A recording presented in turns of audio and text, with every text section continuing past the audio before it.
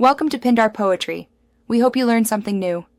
Begin by gathering tools: Torx T20 driver, small flathead pry tool, and a 10 mm socket with ratchet.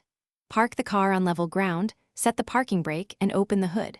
Place a soft cloth on the bumper and apply painter's tape across the 3.5-inch area around the grille to prevent scratches. Always work on a cool engine and wear gloves. Allow about 10 minutes to prep and inspect the grille clips and visible fasteners before you start removal.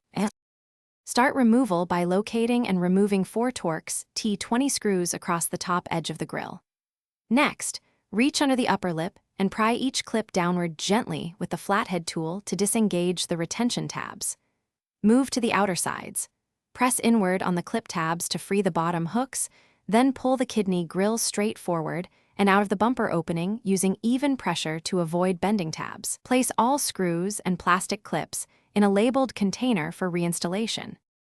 To install, position the new kidney grille so all lower hook tabs align with their bumper slots. Then press each clip upward until you hear a clear snap indicating full engagement.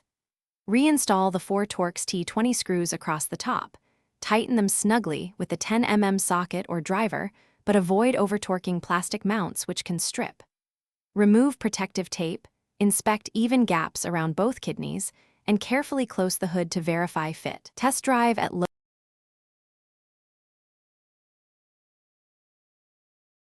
Thanks for watching. Consider subscribing if we helped you.